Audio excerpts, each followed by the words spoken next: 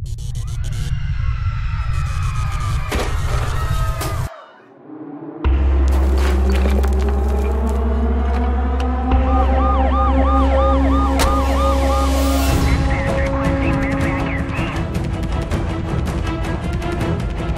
July 30, 2015, araw ng Huwebes, ganap na alas 10:30 ng umaga sa buong Metro Manila.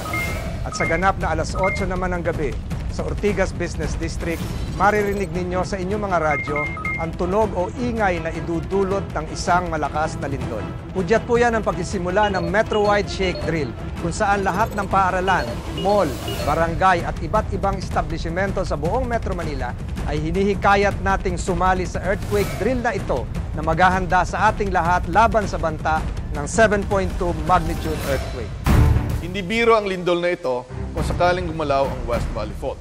Posibleng magkaroon ng intensity 8 na pagguga ng lupa sa Kamaynilaan at karatig na probinsya. Hindi tayo makakatayo at posibleng masira ang mahinang bahay at gusali.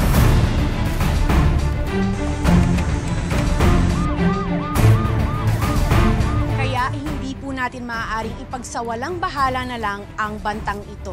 Ang paghahanda natin ang tanging magliligtas sa ating buhay.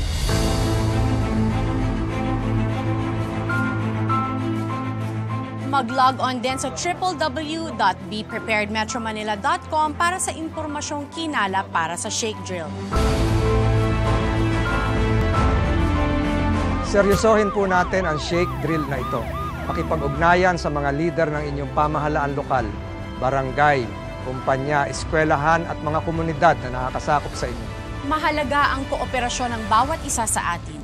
Magtulungan tayo, patnubayan po tayo ng Panginoon.